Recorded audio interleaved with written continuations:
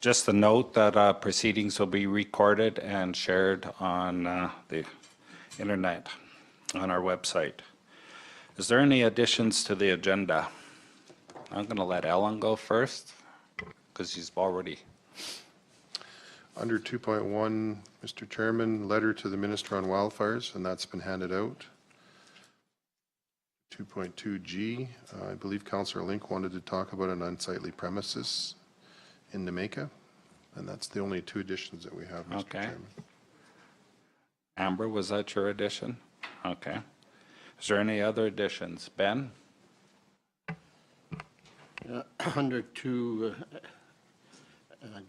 I guess it would be just a request for permission.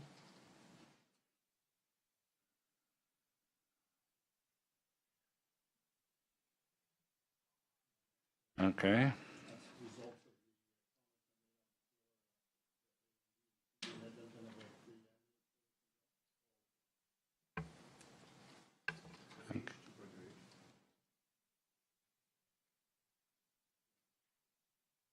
Sorry, Ben, I didn't hear that. The H under 2.2, it's about the to do with the comments I made on the floor to the minister about the ambulance service in Drumheller. Oh, okay. And a chat I had down there the other day.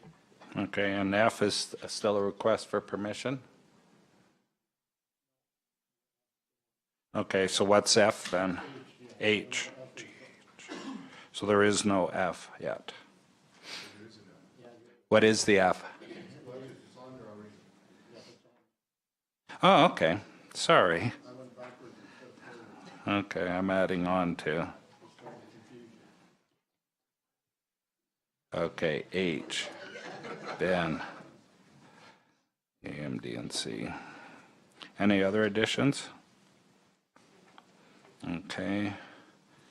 GHI. I have birthday of the month request.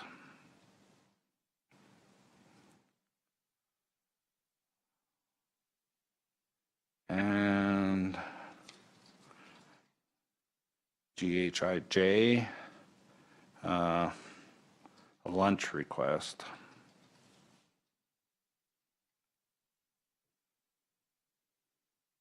And in camera, I have a labor issue.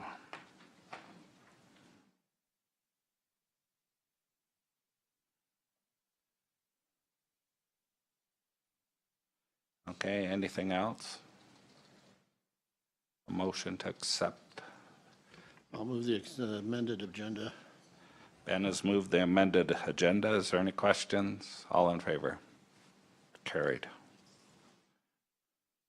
Adoption of the minutes, October 30th, 2017, organizational meeting minutes. I move that we adopt the minutes from October 30th organizational meeting. Thank you. Is there any questions or concerns? All in favor? Carried. Okay, unfinished business. Letter to the minister was a handout. Everyone okay with that?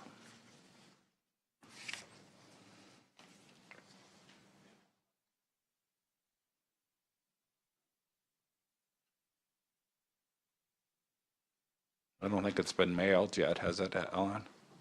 No. Just signed it. A motion to accept it would be in order. I so move we accept the letter. Okay, Jason's moved. Any questions? All in favor? Carried. Request for decision.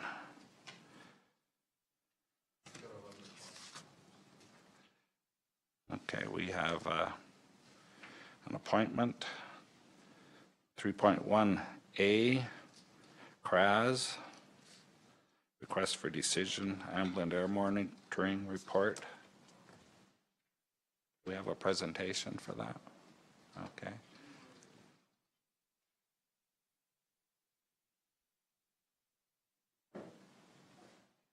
Could you turn the mic on and state your name, please?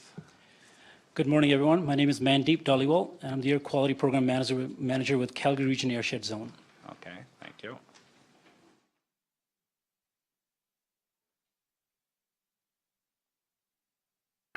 First of all, thank you very much for retaining CRAS to do the air quality monitoring on behalf of the Wheatland County.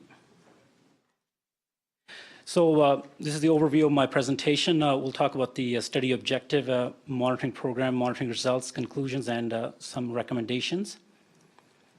To talk about a little bit of background for the region, for the study area, the Wheatland County started logging the odor complaints in 2015.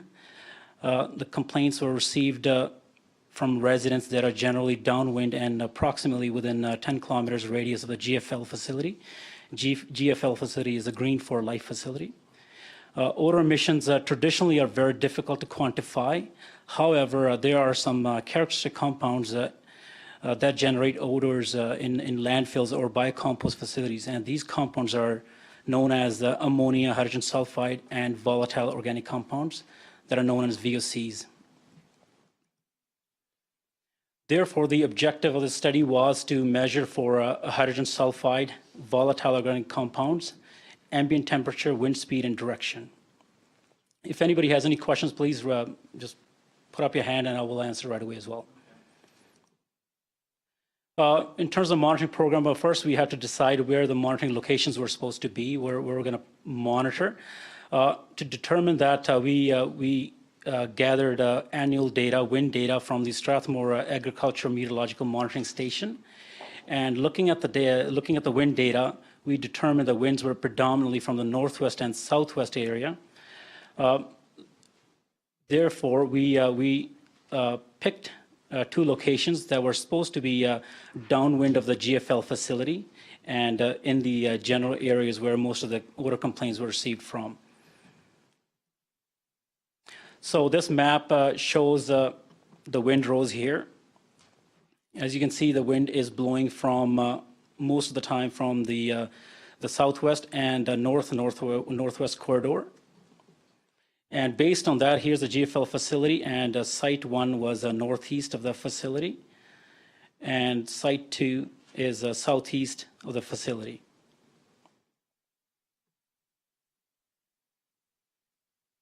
At Site 1, we deployed our mammal for 2 weeks, and the parameters that we monitored for were H2S, temperature, wind speed, and direction. And at Site 2, we monitored for 3 weeks and monitored for H2S, temperature, wind speed, and direction. And additionally, we collected 2 VOC samples, and both at 1 hour exposure time. These are the monitoring results from Site 1. And if you look in the first row here, the air criteria, which is the Alberta Ambient Air Quality Objective, is 10 parts per billion, 10 ppb, and we observed 2 exceedances of the air criteria. Now, it should be noted that this criteria was developed based on odor perception or nuisance, not health effects. And wind direction associated with the 2 exceedances was from the south and the southwest. In a couple slides, I'll show that in relation to the map, where that might have been coming from. Site 2, everything was below the criteria. H2S levels were below the criteria, and H2S levels higher than 3 parts per billion were predominantly from north-northwest, west-southwest, and south directions. So here's the map, and here's Site 1. And as you can see, the first exceedance is right here. And it's coming from this direction. And then the second one is right here. It's coming from this direction. Now, one may think that this is coming from perhaps this facility. Potentially, it could be. However, there's no upwind data to suggest that there's nothing upwind of this facility that can result in this exceedance. At Site 2, everything was below the criteria, and you can see it came from pretty much all directions. So readings higher than 3 parts per billion came from all these directions here. Just to check, if there was an upwind activity at which you couldn't be able to tell the difference. But that other location that's further down there, if there was upwind activity, you would expect it to be on that chart that there was at the same time, right? Or Yeah, I mean, but typically you have to have, for example, if you were monitoring particularly for this facility, you would have to have a station or a site upwind of that facility as well, right? At the same time, let's say if you got an exceedance here, and then you have another station up here that does not see an exceedance, then you can say that there's a very likelihood of that came from this facility. but the monitoring sites you already have there, is it not close enough, or? No, they're not at the same time. Site 1 was at a different time, Oh, and then okay. Site 2 was at a different time. Okay. Yeah. Yeah. If this was a oil and gas H2S leak, what's the criteria of their control over their gas? If that was around a well site, what's the criteria there? When you smell sour gas there, what are they allowed to spill into the air? Well, it's, I can appreciate the questions, but I would prefer if you come up to the mic so it gets recorded. You want it now? Yes, if you want to, or it's a lot easier if council makes their questions now, otherwise it. Dennis Kim and I, of course. I'm just asking what the parameters are on the oil company on sour gas wells. I want to know explain to me what they're allowed to spill. You're not allowed, and what these guys are getting away with. We can talk around where it's coming from. We all know where it's coming from. We've experienced the days they're working and the days they're not. I just need to know, I'd like to know that question, That's please. good. I mean, in terms of H2S, it's not very simple because you're looking at the chronic and acute exposure. I don't want to get into the health effects of it because that's not the intention of this presentation. But just to talk about a little bit of that, you're looking at about 1 ppm. That's where the studies have shown that there is a respiratory effect of H2S on humans or animals. So 1 ppm we're talking about 10,000 parts per billion. Right. And here we're getting a reading around 90th percentile of the monitoring results is about 1.3 parts per billion. And the acute exposure levels at 1 ppm is something that can cause or start to show some effect on humans. So that would be 13,000 parts per billion. Okay. Yeah.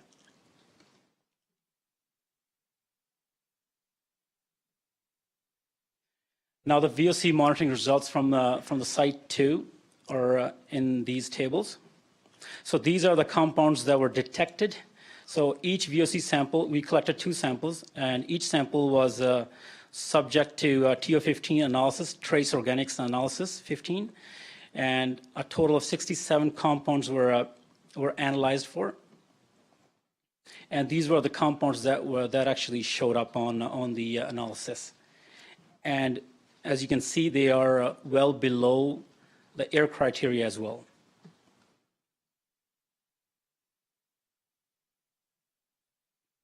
Conclusions. On Site 1, we had 2 H2S exceedances of the 1-hour Alberta ambient air quality objective. And as I mentioned before, the objective was developed on the basis of odor perception rather than health effects. Wind direction for the exceedances was south and southwest. GFL facility is located approximately 3 kilometers south-southwest of the monitoring site.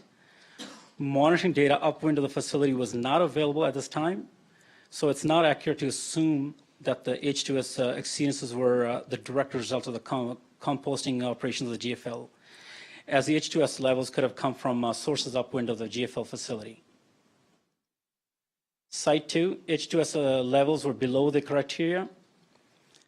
Wind directions were observed coming from north-northwest west, southwest, south directions at the time elevated H2S concentrations were recorded. So elevated anything higher than 3 parts per billion.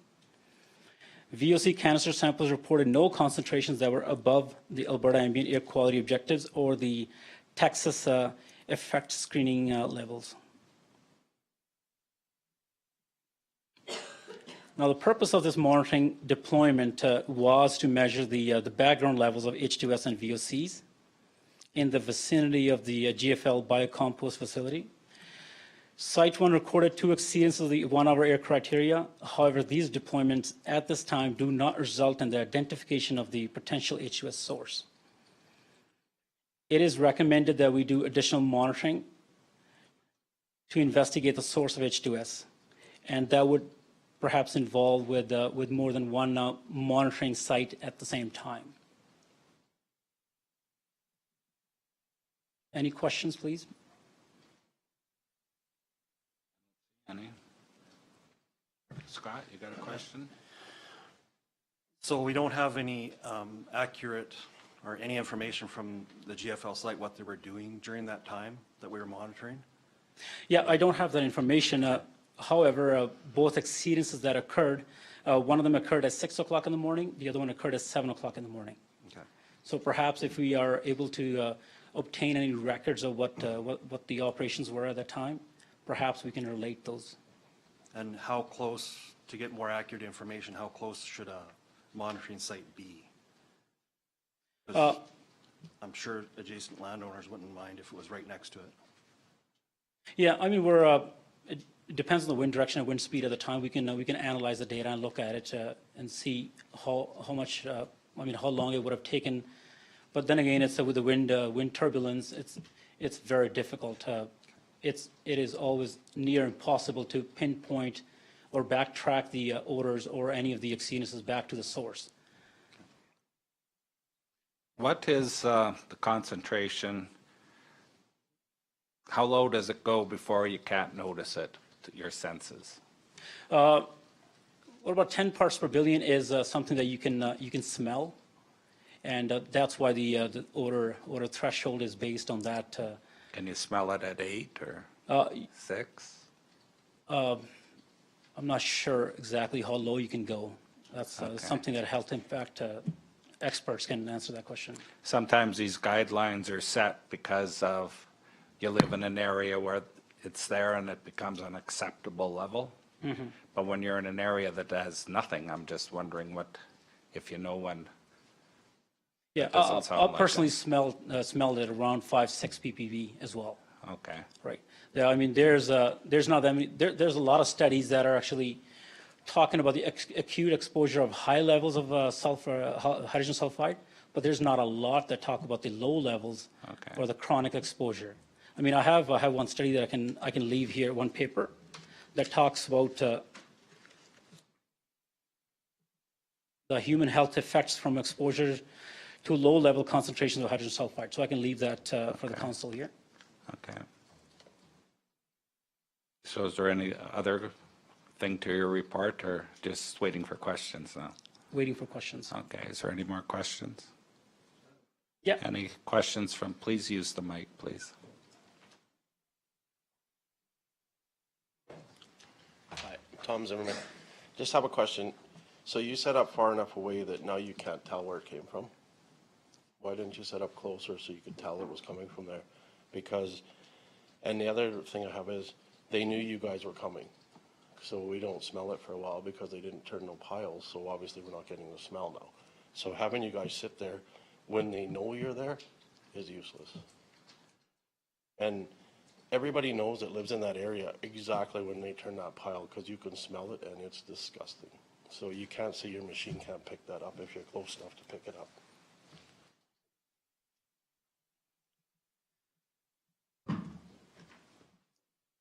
So going back to this map, here's the GFL facility.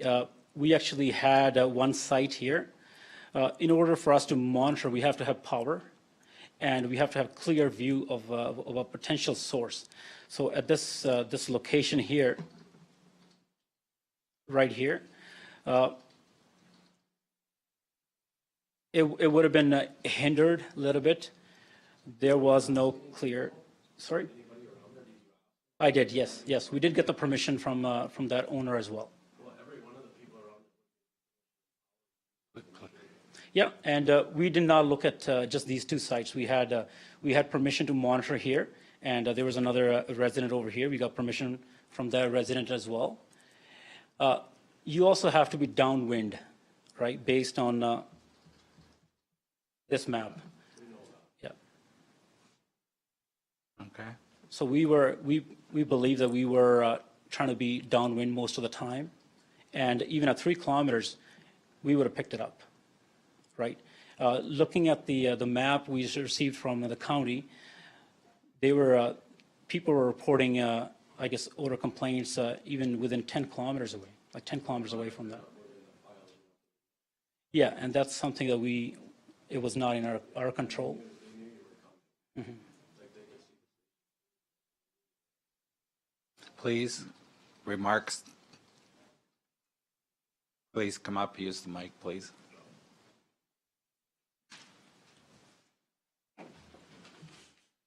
I wasn't pointing to you, Andy, but now that you're there.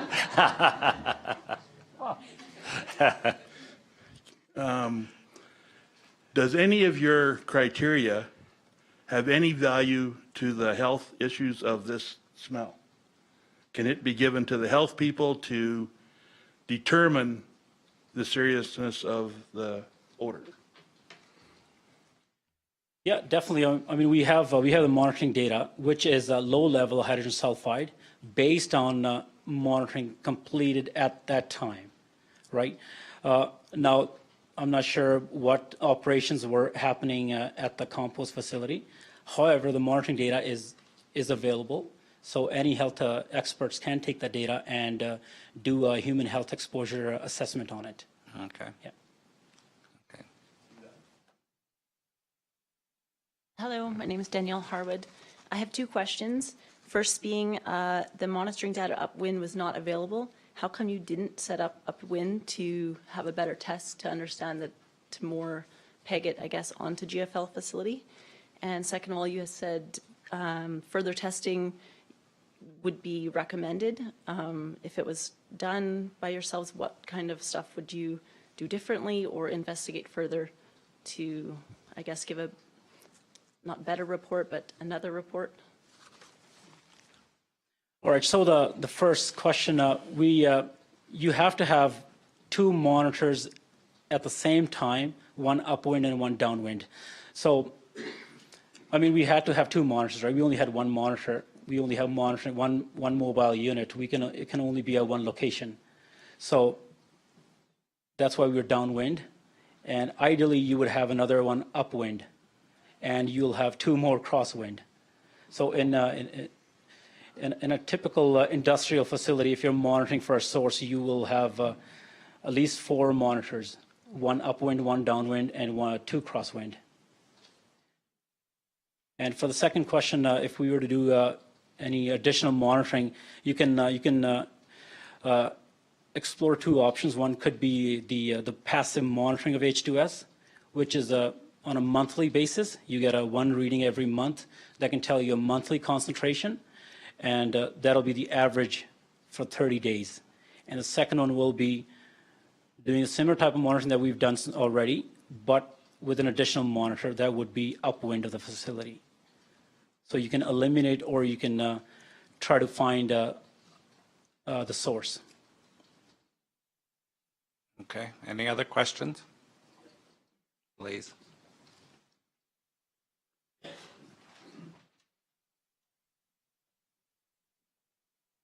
My name is Bill Laughlin, and my question is, the data that you have collected, is it safe to say that this is less than 1% of the information you would gather out of a calendar year?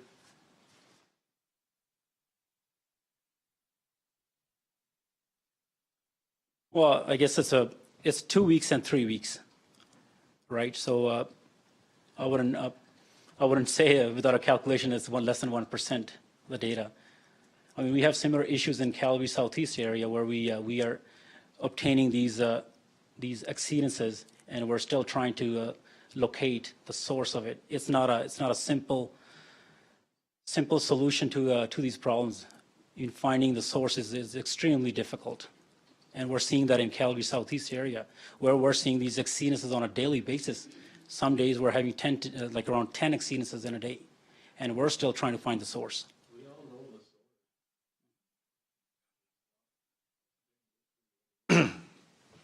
Okay, next, please.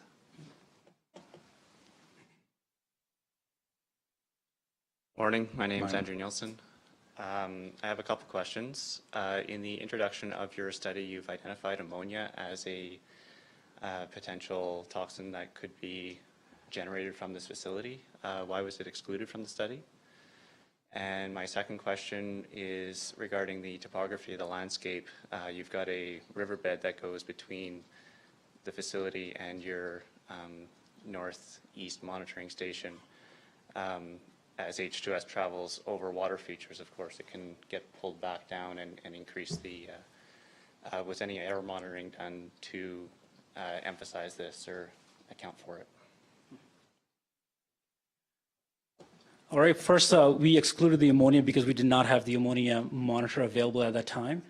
And even for the equipment to detect sometimes it, for the ammonia analyzer, it takes a little while for it to gather, and by the time it gathers it, I guess the exceedance, it's already gone, it's already passed by the monitor. Now, we did not do any study, however, from the site, GFL facility was visibly, it was visible. So I personally do not believe that any water interference would have caused a significant decrease in what we monitored. However, this water bodies can release H2S as well. So that's the other thing that a lot of the times people don't realize that from any stagnant water bodies, you can actually have a lot of H2S coming out, which is the anaerobic H2S. So you can have something from a source and then additionally amplified by water bodies as well. Okay, thanks. Please, go ahead.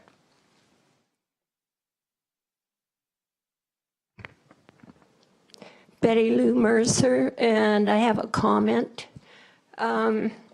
We live directly north of where the smell is coming from, and you're welcome to come there and set up for further testing, because if you set up right in the yard, nobody could see you.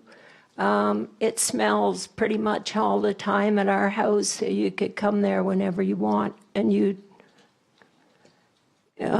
be testing the smell then.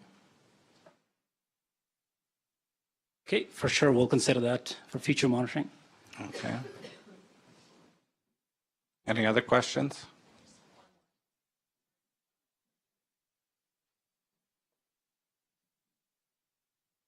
One more quick question. You had said doing in your recommendations for further testing that 4 monitors would be set up, especially for, you mentioned industrial. So obviously this site is not in industrial zoning, which we all feel should be.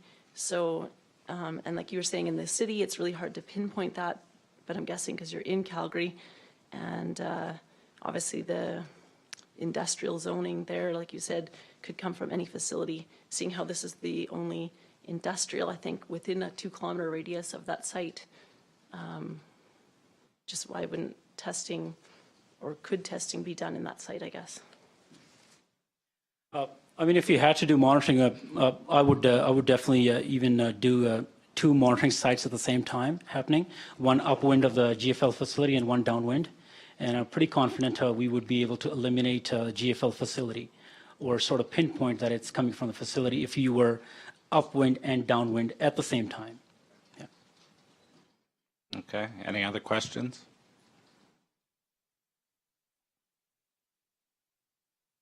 And one thing, I mean, we should, I want to stress on is before the study, we never had any background monitoring done in the area here, right? So this is we did not, I mean, I wouldn't say we wasted money or time and effort on this study.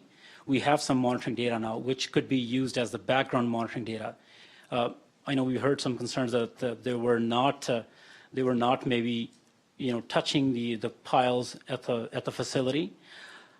which is sort of, we have a background data now. In the future, if we do monitoring where the operations are at 100% capacity, you can actually detect that, look at the difference now, right? So we have some monitoring data, which again can be used for a human health exposure assessment as well, which can look at the low levels of H2S and maybe try to correlate that with some health studies. Okay, thank you. Amber? Through the chair, you mentioned that line of sight is necessary for testing. Is that accurate? You have to have a clear pathway of wind. Because I'm just thinking for discretion for testing, logically it would make more sense if there wasn't visible testing being done. Is it possible to do it discreetly and still maintain that? I mean, you're still going to see, people are still going to see the mobile unit, right? It's a cube van, and it's not a small sensor either, where you can hide it. So it's a mobile unit. You're gonna see it, regardless. Not at our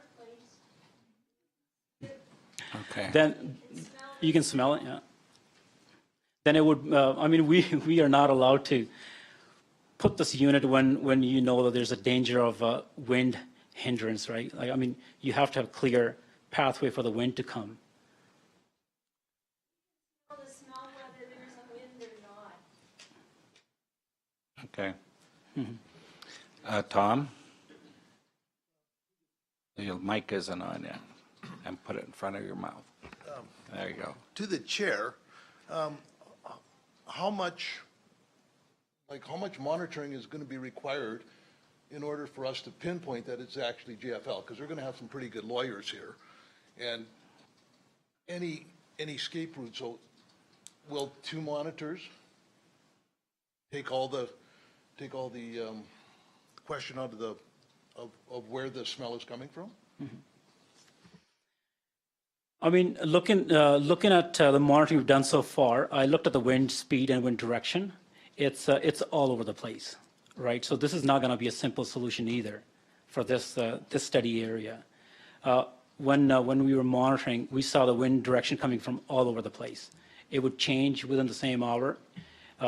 It would come from all around the place, and then it would come from the south, southwest, north, northwest, or westerly winds. And the speed was pretty high as well.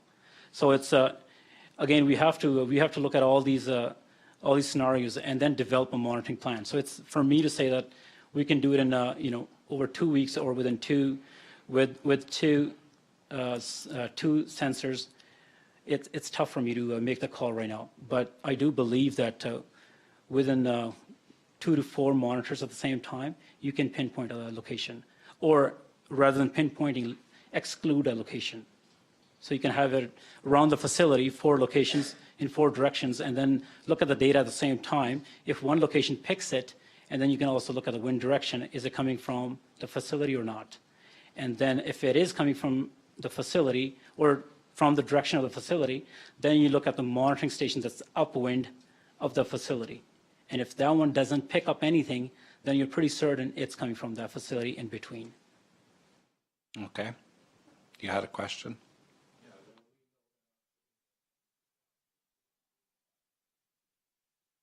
Okay. Any other questions? There was a monitoring done at the same time. It was in the Strathmore area. It was done by Town of Strathmore, and they didn't detect any exceedances at all. Okay. Yeah, I Nothing apologize. else? I'm not that familiar with the history of this site. Right. Okay, if there's no other questions, thanks for coming in. Thank you. Okay, could I have a motion to accept the information? Scott, I'll make the motion to accept that as information. any questions? All in favor? Carried. Okay, we have an appointment with NAP. Danielle, do you want to make a presentation or? Mr. Chair. Yes?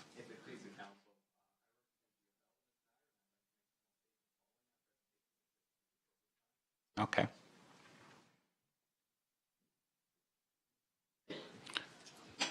Following this presentation or following the NAP presentation? Do you care? It's your, okay, I'll let you go first then. It's your appointment, it's your, okay.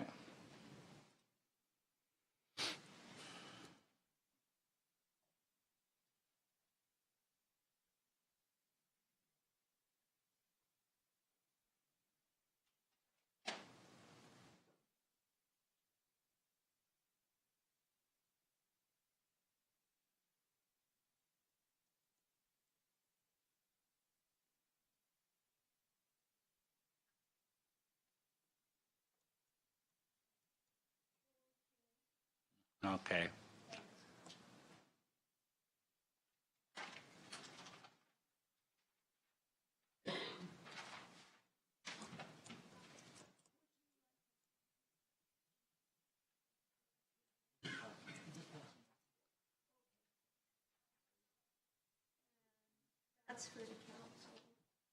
Pass that along too. We'll leave it with Margaret.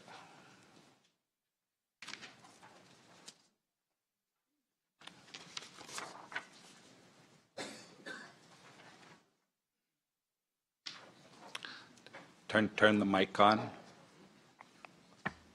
Thank you.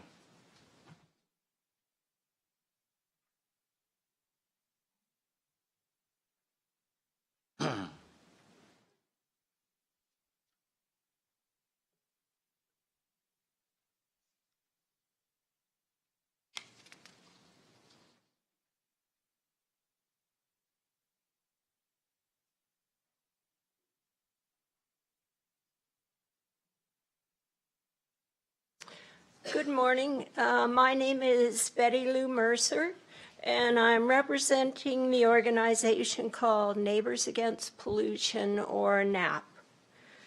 I'll get organized here in a minute.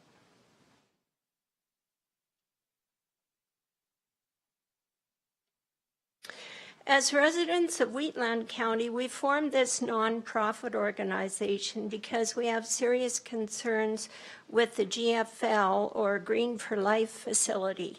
It's located at Southwest 7, 2524 west of the 4th. That's about 1.5 kilometers north of the intersection of Township Road 250 and Range Road 250. It's about 5 kilometers southwest of the hamlet of Nightingale. The GFL facility poses serious health and environmental issues, and it's negatively impacting the quality of life of the people in the county.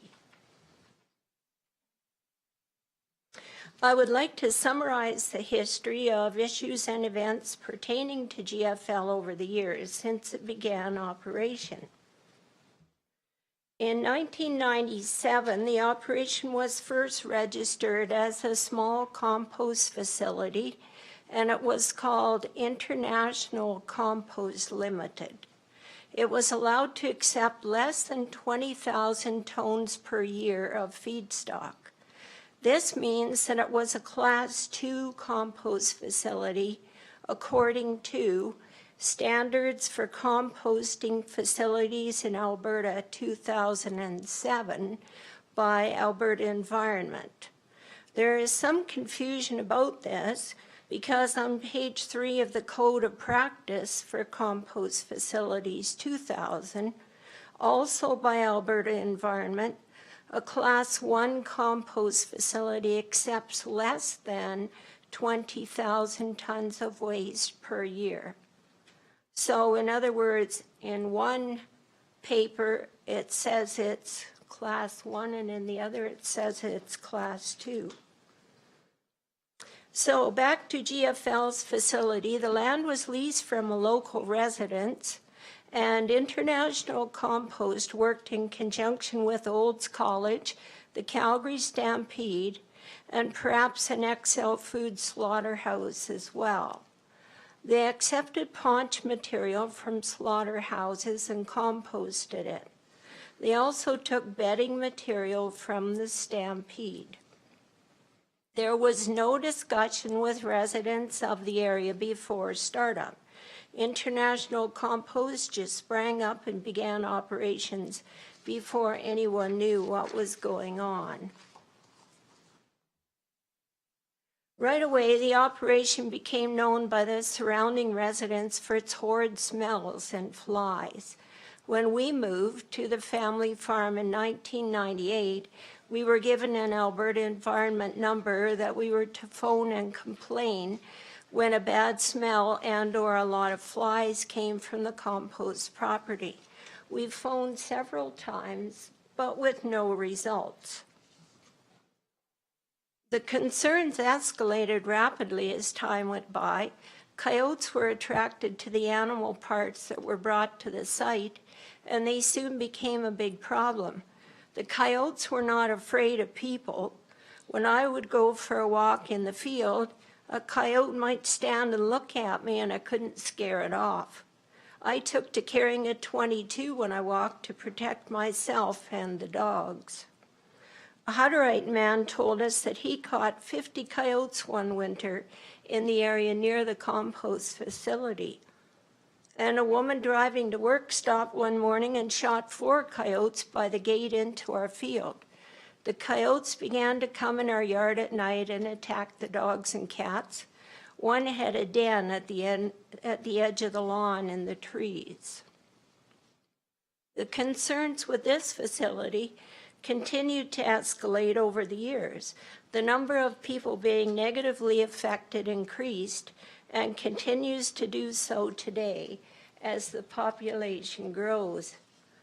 In 2011, the registration of the International Compost Limited was transferred to Biocycle Nutrient Solution Limited. Alan Parkin, CAO for Wheatland County, said that every time there was a change of use at the facility, the county asked for a development permit, but the company declined. And there were now, by this time, many people living in the area. By this time, the smell emanating from the compost facility got so bad it defied description. The dreadful stink would seep into our houses and settle in the basements where you could still smell it hours later.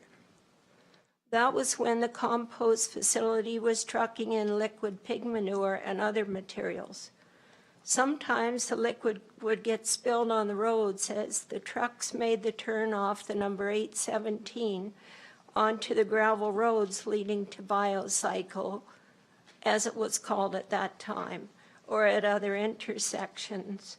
The smell was so bad we could not enjoy our yards in the nice weather because of the indescribable, awful, pervasive stench.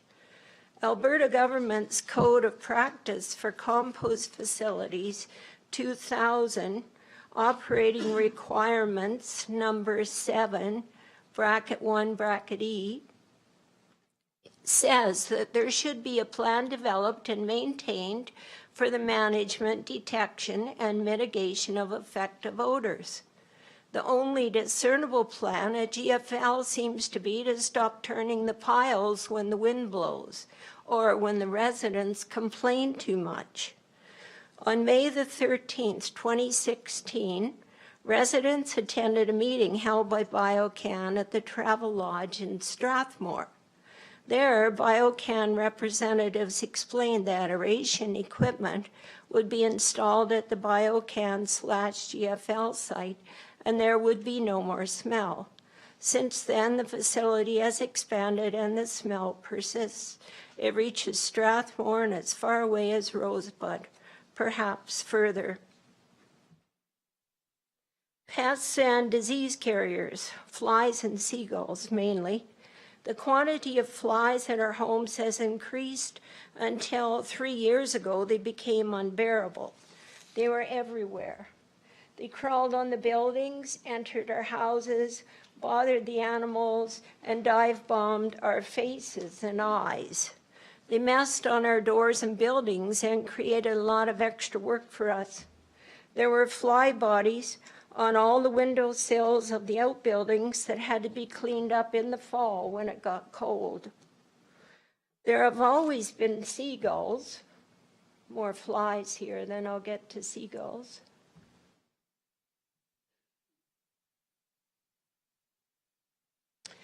There have always been seagulls at the composting facility, but, excuse me, by 2012 they had really increased. It looks like there are thousands of seagulls which are drawn to the garbage at the site. Their constant screeching in the warmer weather ruins the peace and quiet that residents enjoyed in the past. Seagulls predate the crops and bring disease. Seagulls are responsible for E. coli contamination, and they're carriers of antibiotic-resistant bacteria, and we have them all year round. And this is a video of them at GFL.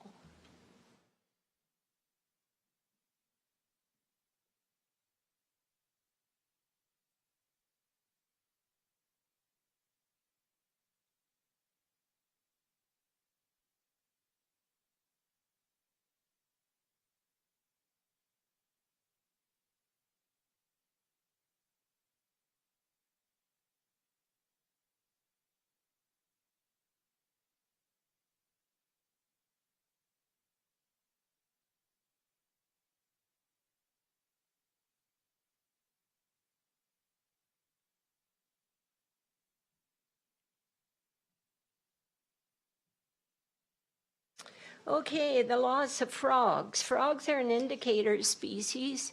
Ecologists and environmental scientists use a wide range of plants and animals as indicator species to get an idea about ecosystem health of streams and forests. One group of organisms most sensitive to environmental change appears to be amphibians, which includes frogs, toads, and salamanders.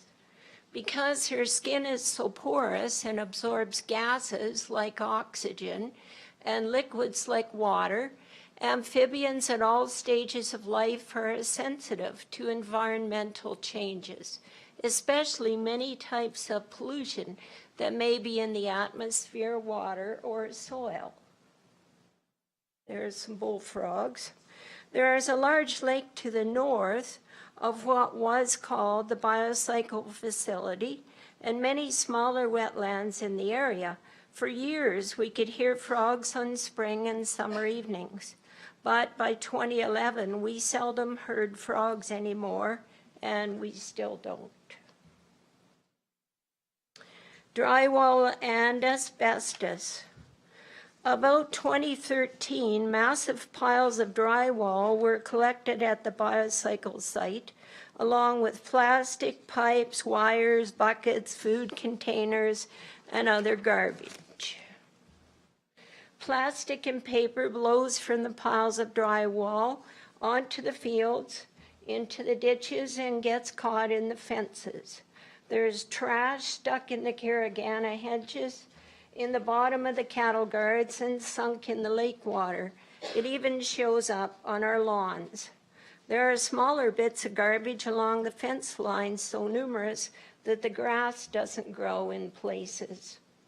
On May 30th, 2016, registration for the Biocycle site was transferred to BioCan Limited. The piles of broken up drywall grew, as did the trash blowing into the fields. People complained increasingly about the smell and the flies. We all were concerned that our property values were decreasing, and realtors said that buyers were not interested in purchasing in the area affected by the compost facility.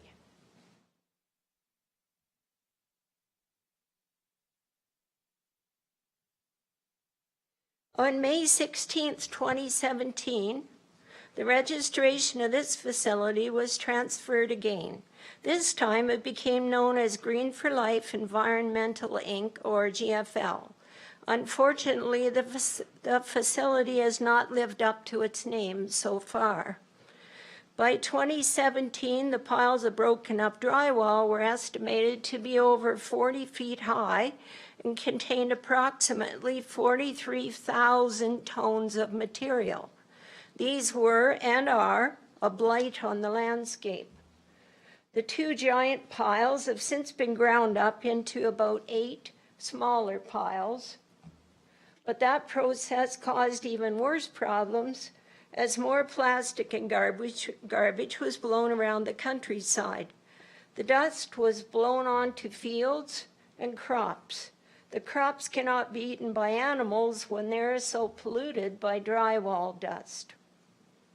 Yes, the facility might offer to pay for a crop that's been destroyed, but that doesn't help the farmer who counted on that crop to feed the animals when it was needed. Nor does it help the landowners who have had the composition of the soil in their fields altered. There you can see the dust blowing across the field. That's a field of oats. That is our field. And there it is in the oats. It doesn't look like the oats are doing too well there. Just what you want next door to your home. But everybody gets it. Calvin's across the lake got dust.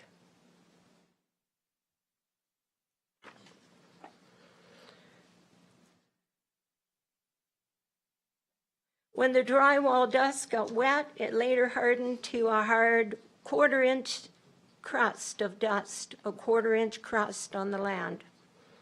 Knapp had some of the soil tested on the residents' cropland, and 1 out of 9 samples was shown to contain asbestos. Alberta downplayed the impact of this finding, but that works out to 11% of the land where just the drywall dust fell. The land is being used to raise crops or animals, which eventually feed people.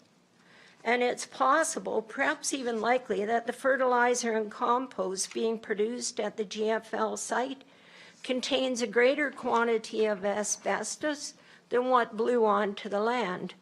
If the ground up drywall is mixed into the product the GFL is selling, which they claim it is, then the asbestos it contains is eventually spread directly on the land of any of the farmers who buy that product. James Jorgensen, the compliance assurance lead in the Calgary office, and it is of Alberta Environment, instructed that GFL should do their own testing of the soil on our property. Mr. Jorgensen assured me on the phone that the testing would be done by a third party. My husband, Jim Mercer, met the consultant on November 8th in our field where the sampling took place. The consultant hired by GFL was Matt Gosling from Premier Ag, who also works for GFL as a sales rep for their product. He is not a third-party consultant, nor was he testing for asbestos or any heavy metals. He told Jim that he was testing for soil composition.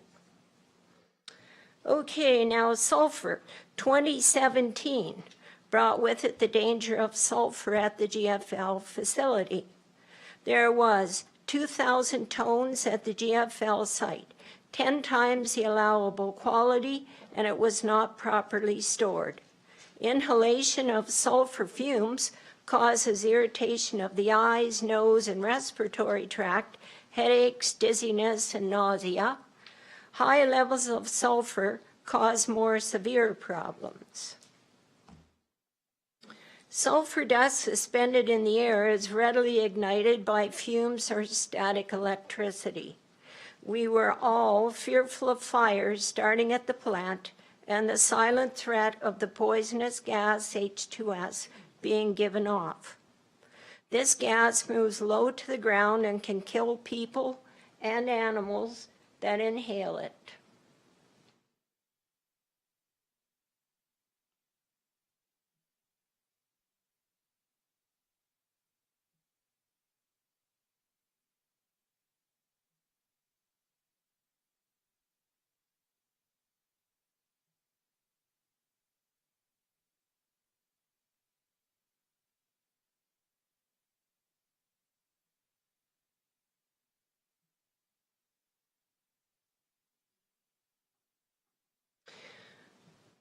For most composting facilities, fires are a natural occurrence when organic feedstock decompose.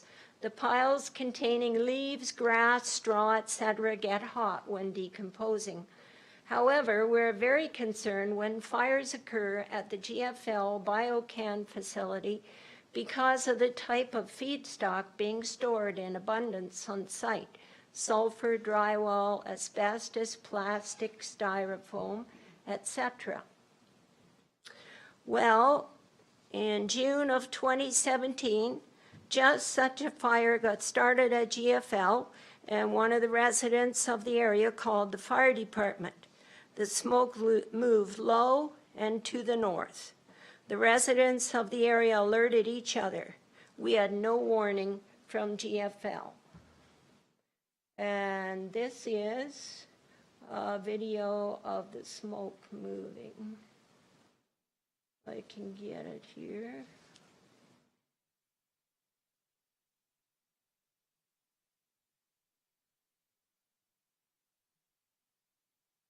Oh. Well, that's another fire. According to Alberta government's Code of Practice for Compost Facilities 2000, these are the minimum operating requirements for a compost facility. Section 7, brackets 1.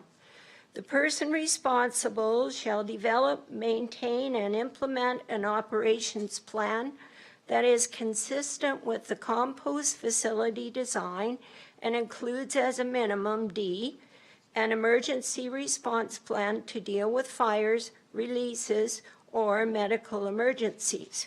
We asked for a medical response plan to follow in case of fire, poison gas, or other critical event.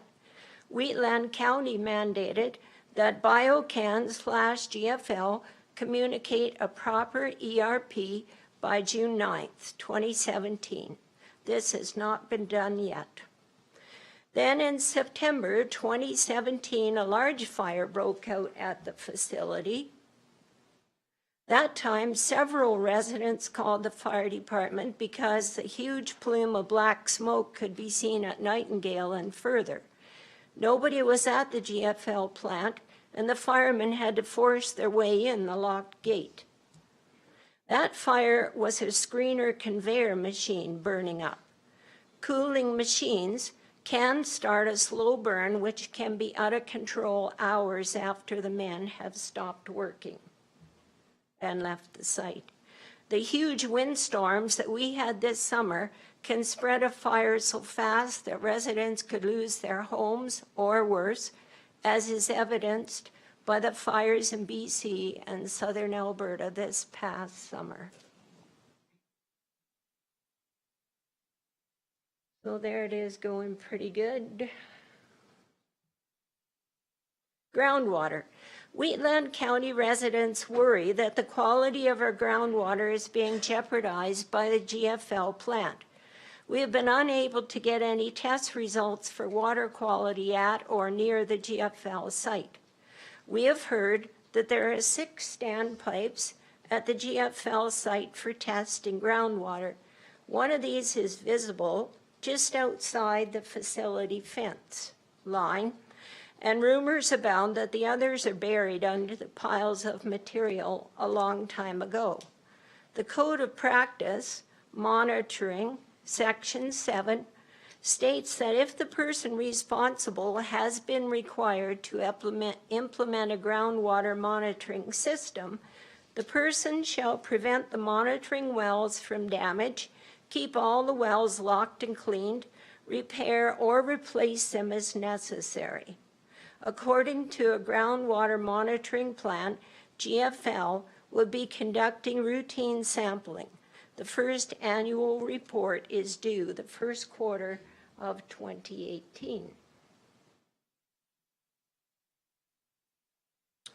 Now, road damage. I don't have any pictures of it. Trucks going to and from the GFL facility are destroying the county roads.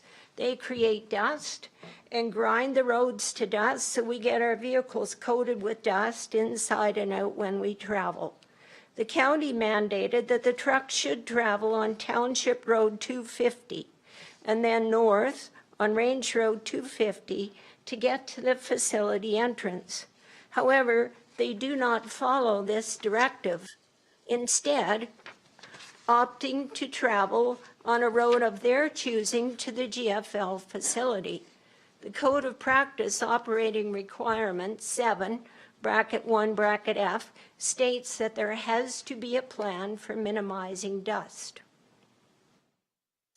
A little of what NAP has learned, and I must at this point, I would thank and congratulate the people that belong to NAP for all the research that they have done and the pictures that they have taken and everything that they have done to try and solve this problem about GFL. But I just have just a brief paragraph about it here. GFL was a Class 2 compost facility according to the Code of Practice for Compost Facilities Regulation Form, signed in 1998. There is no available paper that permits GFL to increase their feedstock to more than 20,000 tons of feedstock per year. There is more than that in drywall alone. GFL claims to produce fertilizer, which a Class 2 compost facility does not do, according to the standards set out for compost facilities. Acceptable feedstock for a Class 2 facility does not include drywall, plastic, or sulfur. So what the NAP organization has done, and again, this is only part of it, they've worked countless hours and sent all kinds of letters. Residents affected by this plant have worked hard to try to resolve issues for ourselves. Here is some of the work that we have done. Residents have tried working with and talking directly to the property owner and people connected to International Compost, BioCycle, BioCan, and GFL since 1997, but we have not achieved any lasting results. In 2015, we submitted a petition of approximately 40 names of residents who wanted the problem of GFL dealt with. It was sent to Wheatland County, Alberta Environment, and James Jorgensen, Compliance Assurance Lead in Calgary. We've contacted Alberta Environment many times with complaints about all the issues and gotten reference numbers as instructed. We have presented our concerns to Wheatland County Council, and Glenn Kester wrote to Shannon Phillips, Minister of Environment and Parks, to further emphasize our concerns. In 2016, we met with Derek Fildebrandt, MLA for Strathmore Brooks, told him of our concerns and left photos with him. We will leave this presentation at his office today. We contacted Martin Shields, MP for Bow River.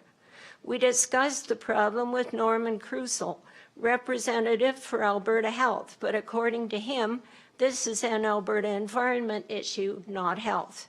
We wrote to Premier Notley and explained in some detail the serious environmental issues caused by GFL and its negative impact on the health and quality of the life of Wheatland County residents, and we included pictures. We have talked frequently to James Jorgensen, the Compliance Assurance Lead in Calgary for Alberta Environment and Parks. So that's some of what we've done.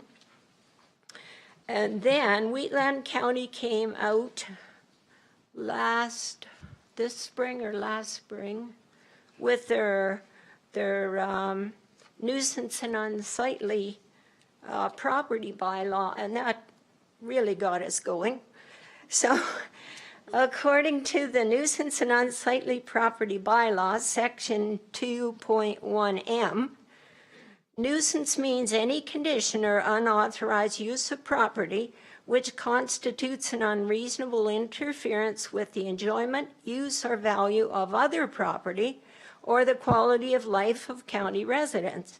The GFL facility meets the Wheatland County criteria to be a nuisance property.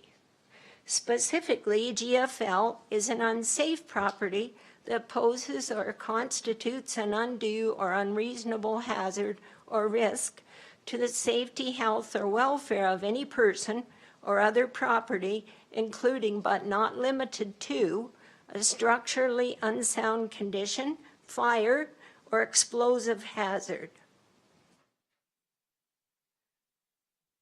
GFL is a property having an excessive, unusual, or unreasonable accumulation of building material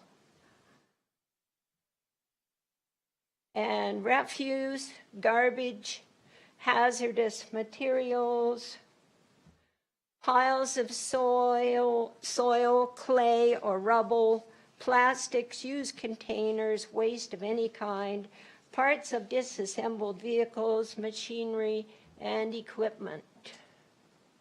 And this fence that was constructed there does not do one iota of good for the plastic that comes from the drywall. In fact, part of the fence itself blows away.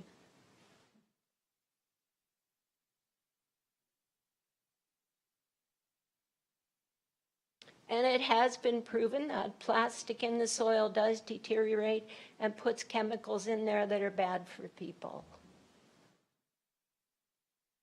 Okay, I read that already. Nuisance property. Here's the broken equipment that litters the site, an eyesore to those living near the facility. Paper and cardboard. The garbage is endless. Plastic containers, styrofoam containers, more garbage, even more garbage, and more stuff.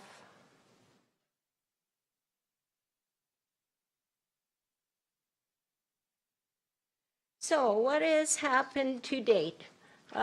This is a shorter form of the short form I read to you of what we have done. Met with and written to Alberta Environment, Martin Shields, Derek Fildebrandt. We were interviewed by the media, CBC, CTV, and Strathmore Standard and Strathmore Times. Here's an Alberta Environment update, August 2017. Honorable Shannon Phillips responded in writing to NAP 2017. The legacy pile, which is the odor-causing piles, to be worked on by GFL from November 2017 to March 2018. The drywall, AEP gave direction to GFL to remove the 2 piles by the end of August 2017. They were ground instead, polluting the neighbor's field. Sulfur to be removed by August 27th, moved and stored on a field sloping towards Crowfoot Creek. October 2017, Honorable Shannon Phillips responded by writing a letter a second time giving an update. Drywall. The chipping has significantly reduced the volume of drywall and removal activities remain ongoing. GFL agreed to purchase ruined crops resulting from drywall grinding. Drywall grinding is causing other serious issues. Sulfur has been removed with only 100 ton on site. Groundwater monitoring program approved over this summer. First annual report due Q1 2018. Fencing. A perimeter fence has been installed in an effort to reduce garbage blowing out of the site.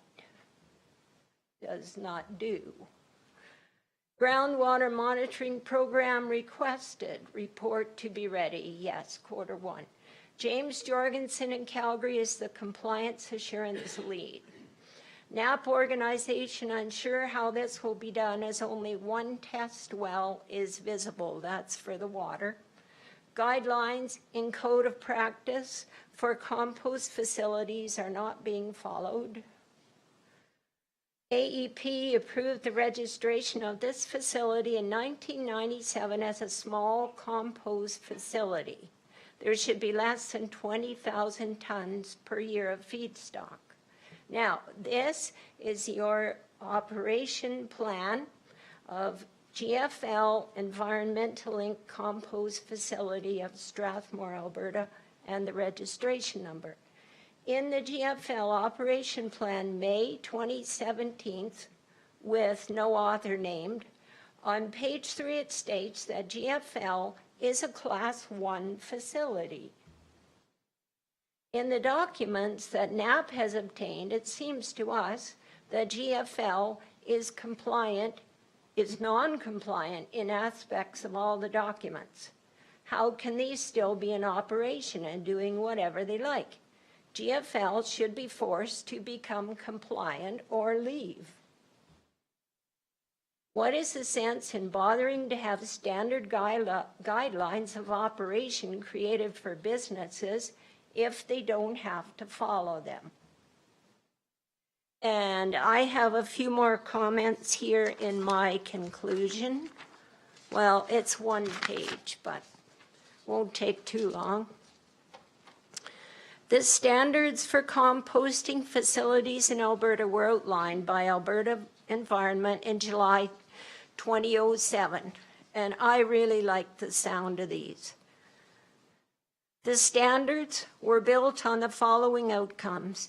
Alberta's composting facilities are designed, constructed, operated, and closed in a manner that is protective of air, land, water, biodiversity, human health, and human quality of life. Facilities will meet local land use planning requirements and not create a risk to the local community. So I think that is a great basis for making the standards for the compost facilities from, using that as a foundation. GFL does not fit within these parameters. One might question whether GFL actually is a compost facility. Perhaps it is a landfill or a fertilizer plant. Representatives for the residents of Alberta have created documents such as the Code of Practice for Compost Facilities, Standards for Compost Facilities in Alberta, and Wheatland County Nuisance and Unsightly Property Bylaw to ensure that businesses such as GFL are properly run. But the business is non-compliant with these documents and perhaps others. Just lately, we have heard that GFL is bothering the people in Nehill County and destroying the environment there the same way that they are here. NAP members have spent hundreds of hours researching this issue to find a solution. We have found good and appropriate laws to take care of all the problems that we are encountering with GFL. The regulations are not the problem. We don't need more rules. What we need is for the people whose job it is to enforce the regulations would do so. And that is what we ask from Wheatland County Council. If you have GFL abide by the regulations of Wheatland County, NAP readily supports you. Alberta Environment needs to get proof that GFL is in compliance. They need proof for that. If there's no proof, then they're not in compliance. If you can get Alberta Environment to enforce the codes and standards they have created, you will strengthen our belief that the government works for the good of the people and the environment. NAP doesn't have the platform to do this, but we think Wheatland County Council does, and you represent us. We're asking for your help. Thank you. And that's the end of my presentation. Thank you. Any questions? Thanks again for that presentation. I'm sure it'll... Just before there is any questions, I would like to hear from the lawyer from GFL, and then we can have a discussion on both. Okay. Go ahead. State your name, please. Turn the mic on. There we go. Just as a point of clarity, I'm actually not a lawyer. My name is Brian Hillier. I am the National Director for Environmental and Regulatory Compliance, Health and Safety with GFL. I do have a quick video that I'd like to start with, if it's okay. Okay.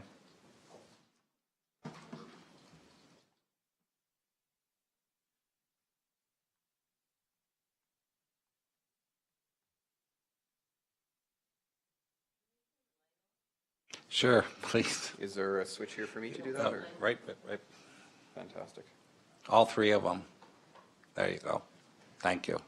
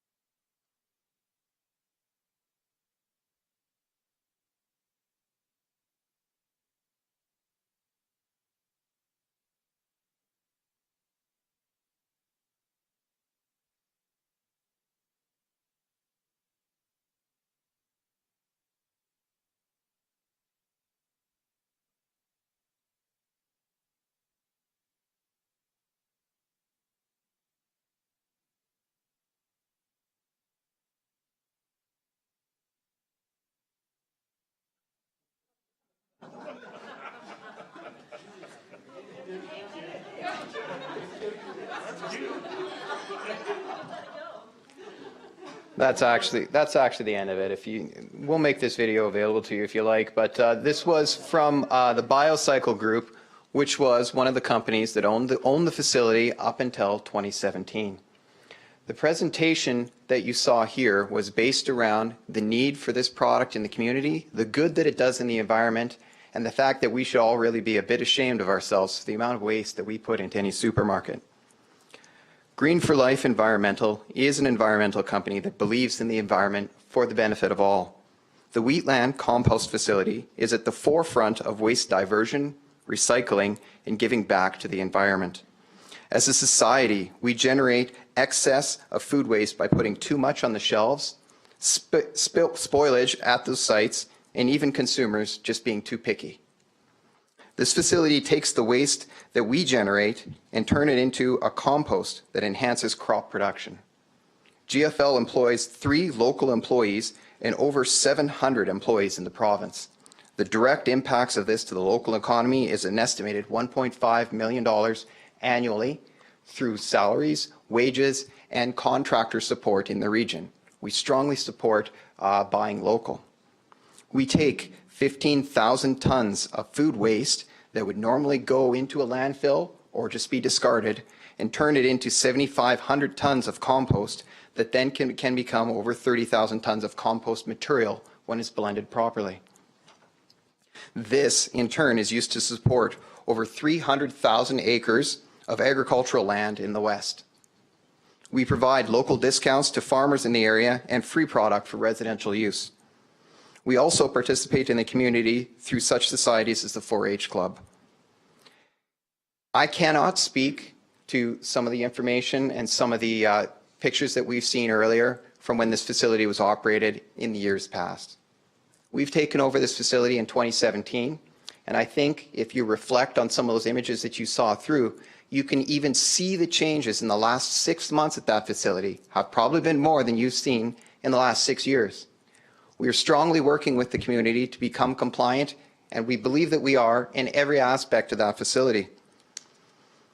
Some of the most recent changes that we've made at this facility is increasing the aeration methodology and the tools used on that site in a scientific methodology that is monitored for H2S in real time, where our site wears sensors on their staff at all times. We line up the wind piles, and we've been looking at different types of technology to deal with prevailing winds. Some of this is the fence line, which has been enhanced over the years, and specifically in the recent years, in the recent period, to collect more and more of any of the type of product that might come off of that facility. It is not perfect, but we are making strides. We are no longer accepting drywall at that facility. Since this summer, it is a product that we will not be receiving at that facility, and we realize that it is a product that, while we were diverting it from a landfill, the end use was not worth the effort that it took to grind it and mix it in with that product. It was a great source of a material, but the impacts and the way that we're actually managing it now can exceed that, and we're moving forward.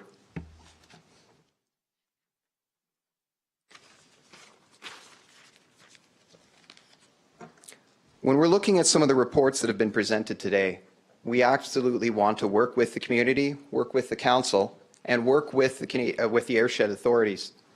Some of the areas that we think we can enhance or help enhance with some of this reporting and evaluation is participation with some of these reports. I would suggest that instead of trying to worry about us seeing you coming, you talk with us and make sure that we can monitor the air quality over a longer period of time. You don't want to monitor it for just 1 hour in the day. A proper methodology would be to grab the results for an entire month, and then you wouldn't have to worry about whether or not we were changing our operations or any of the other impacts that you may perceive from an external environment. And in fact, we would like to work with you in terms of when you're doing that monitoring, you can absolutely contact us, and we'll work with the council or the community. Some of the areas that did cause some concern, however, was that that report did not take into account any topology in the region. Hydrogen sulfide is a gas that has a specific density of 1.36 kilograms per meter cubed. That means it's heavier than air. It does not blow the way you would think helium or methane or other products would blow. it actually follows along the ground and collects in low-lying areas. The area between that monitoring site and our facility was directly on the other side of a riverbed. And that causes two main concerns. One, hydrogen sulfide doesn't climb hills. The other is riverbeds, particularly this year with the change in the dryness of the community and the smoke that's been in the area, actually causes hydrogen sulfide itself. Decomposing wet matter actually causes more hydrogen sulfide than the science around aerating and composting material with a sulfur byproduct at our facility. So that's one consideration on that. But we don't want to go through these items and pick apart your report. That's not what we're here to do. We're here to offer our assistance in participating with the community to show the results of what we've done just in the last 6 months and recognize that we still have some room to grow and see what we can do to assist this council and the community in becoming a stronger organization. Thank you. Is there any questions? Ben? Excuse me.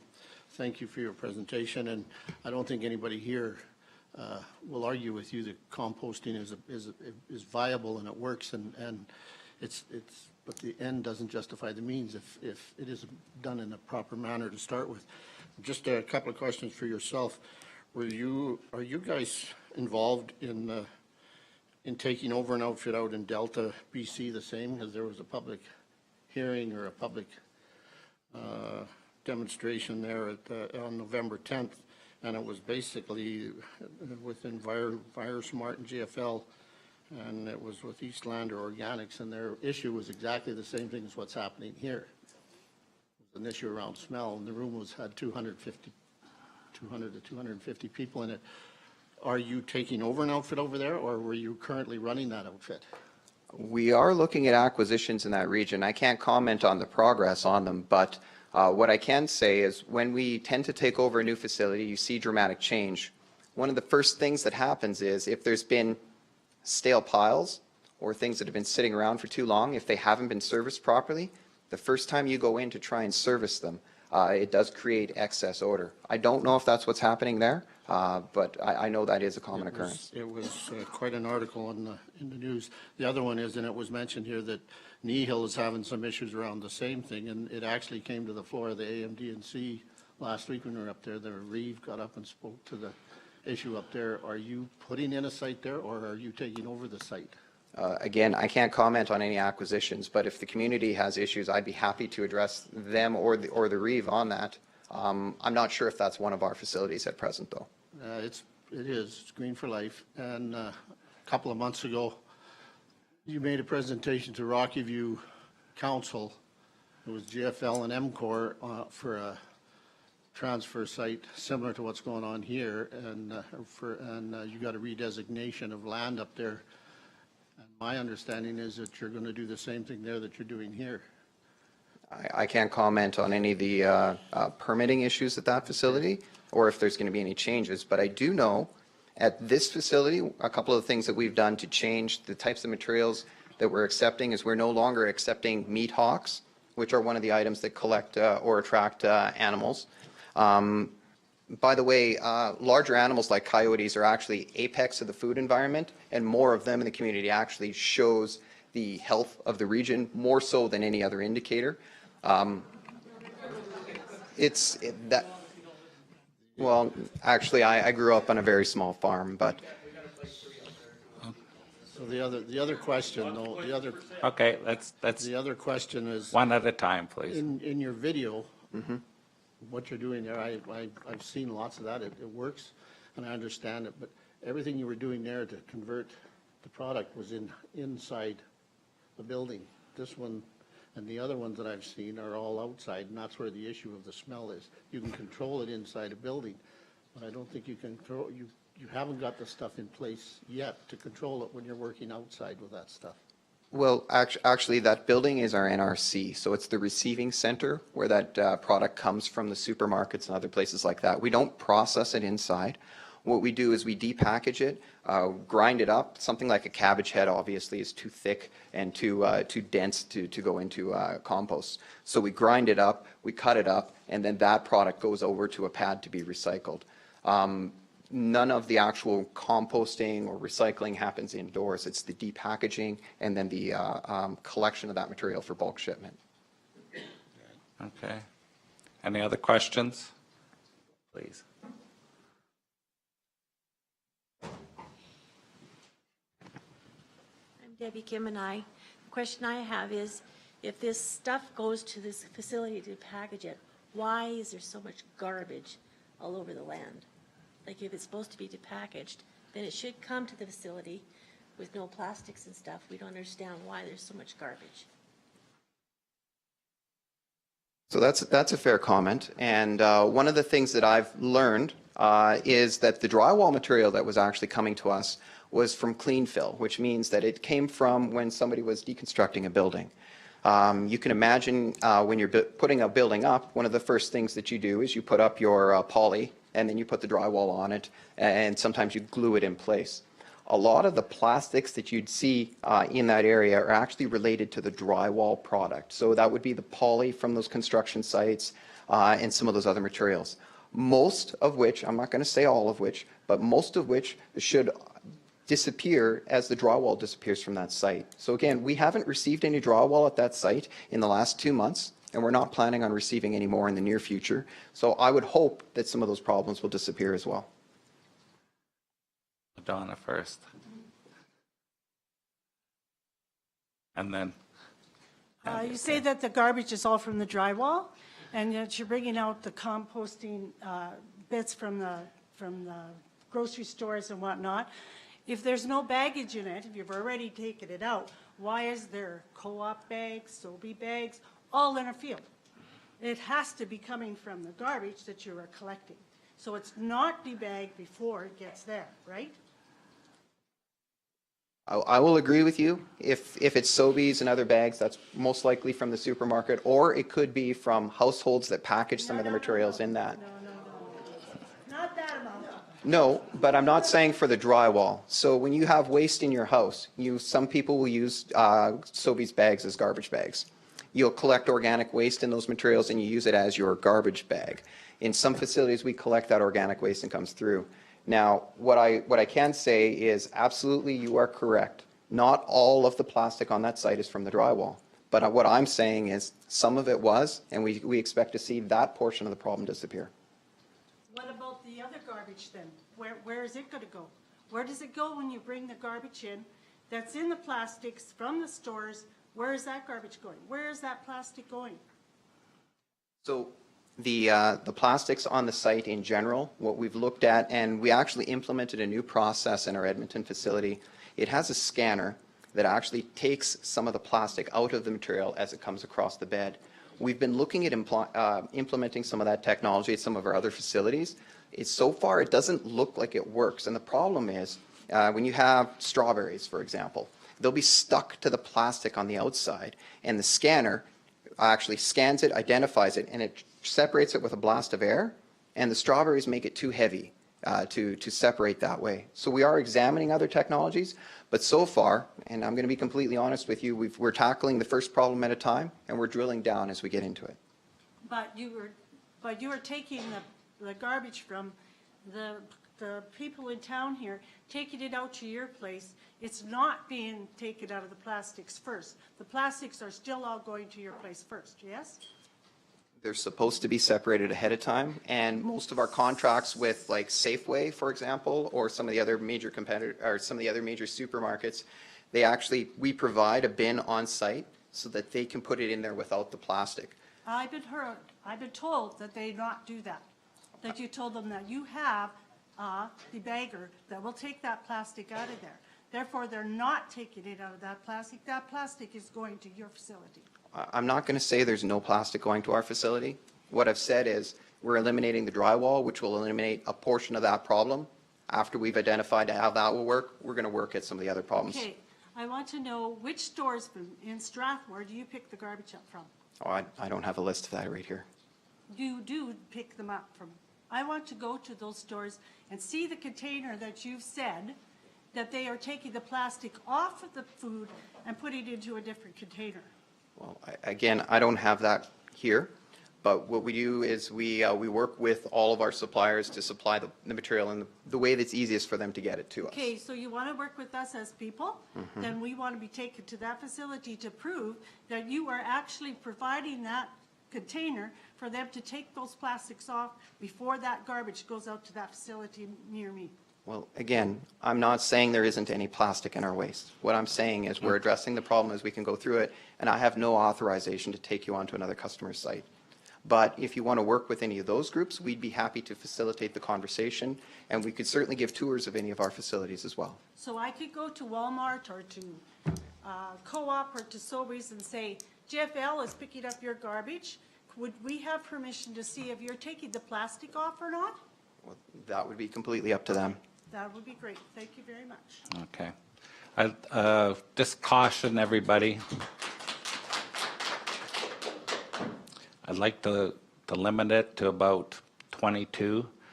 Council needs a break before we have public hearings at 1 o'clock. So if we can make it short, Dennis?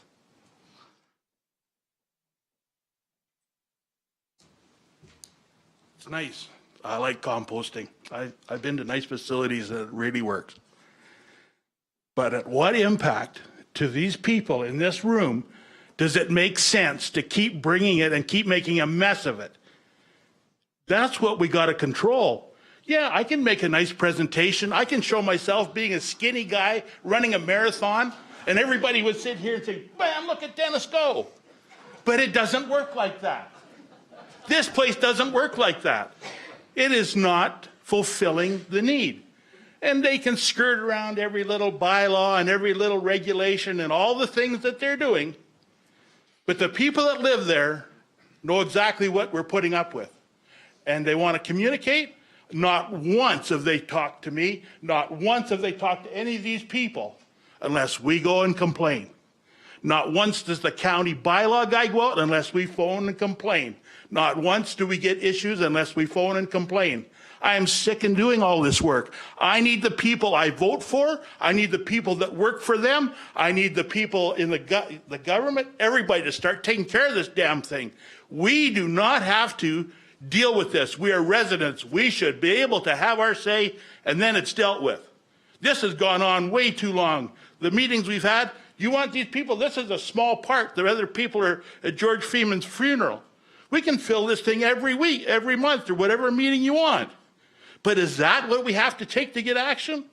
Let's get these high roller, nice screenshots and show the real thing that we presented. Thank you for your time.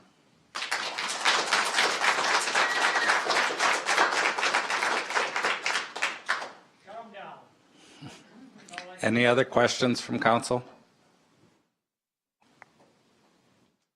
Any new comments? Okay. Danielle's first. In closing, I know you guys are in a hurry and it's taken a lot of time. So two things.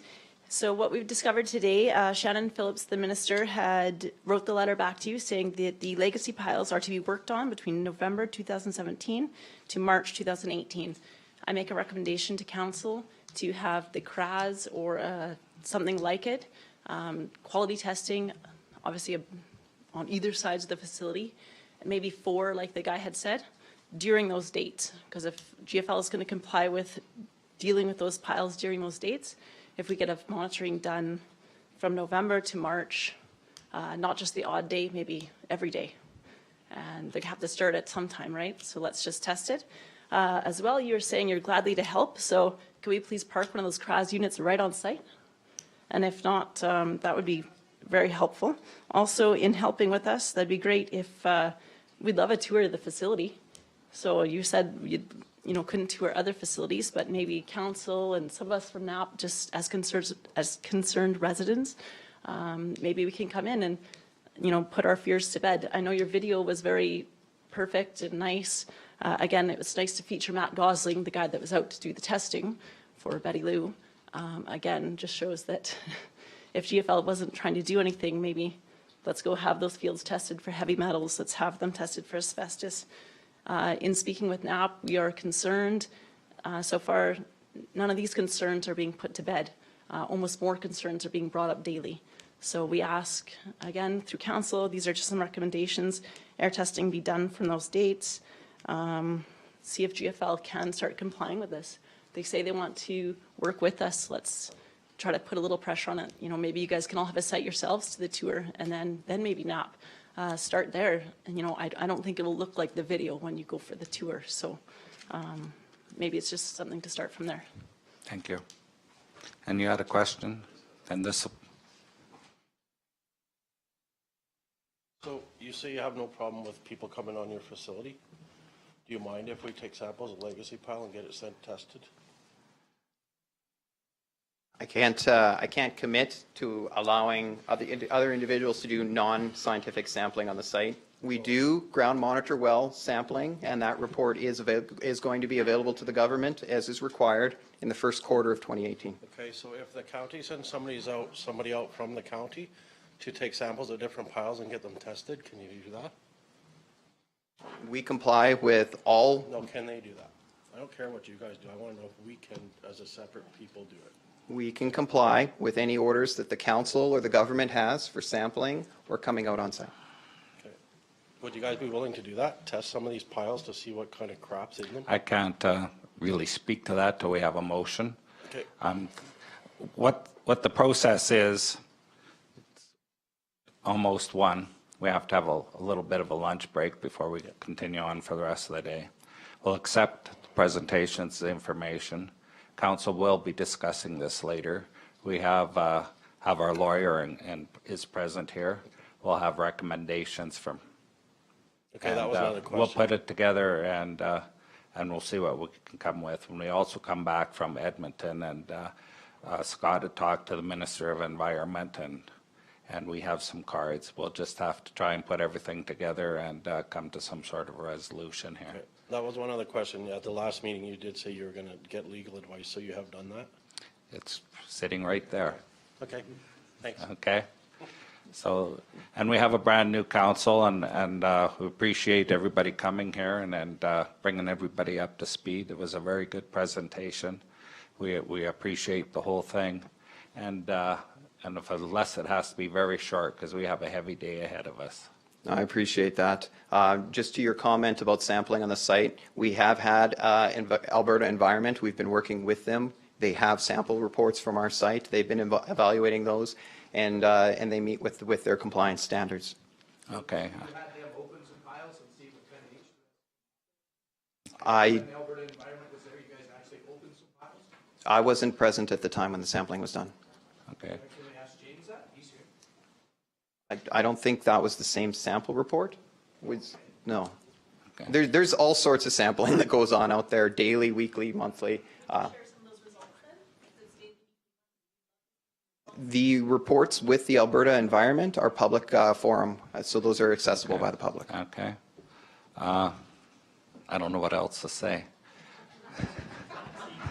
Excuse me, do you want to sit here? Because you sound a lot more like a politician than the rest of us. You can't answer questions, you can't do certain things. I mean, to me, the solution's quite simple. In that nice little video, you didn't say anything about the middleman. How you showed the end solution and the start solution. You didn't have anything in between. And these ladies and gentlemen are dealing with that middle person. And like what I got out of today is nothing. If I could say a different word, I would. But I got nothing out of this other than you're willing to work. Well, to say you're willing to work doesn't show action. Words mean nothing unless you have the action. So I'd suggest that you do whatever these people would like. Simple as that. Because a new council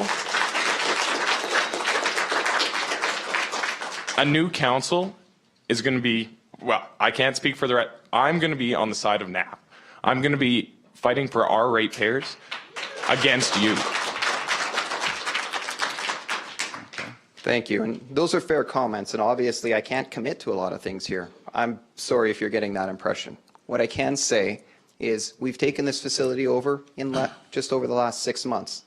Over those months, I would hope that everyone can recognize there's been significant changes in that facility. The fence line is improved. The monitoring is improved. The actual access to the site in terms of the road is improved. We're doing vermin and pestilence control on site, and we are also enhanced all the aeration tools on that facility. It does take some time. We've discontinued receiving, we've moved the sulfur piles off of that site, and we're discontinuing receiving drywall on that site. So I would submit to this council that we are making action. Okay, hopefully it's all gone come New Year. So I'm going to call it, what's one? How much time do you want us to take? Every time somebody comes up there like you, if you get smoke, I'm tired. When you guys changed, staff that's operating it so that the things have changed, or is it the same staff? The staff on site don't have control over the policies on that site. The the workers on site are the same. The executive and the ownership group is different. Can I just break in? I think council, for me anyway, have seen enough, have the information we need to move forward. The rest is just adding on. And as I say, we have a tight schedule today. So I'm going to ask for a motion to accept the presentation as information. I so move that the information presented as information. Okay, Margaret? The NAP presentation, right, Jason? Or both, all the presentations? Yeah, everything that we've heard from FGL and NAP, I submit as information. Okay, any questions? All in favor? Carried. Thanks again for coming in, and please.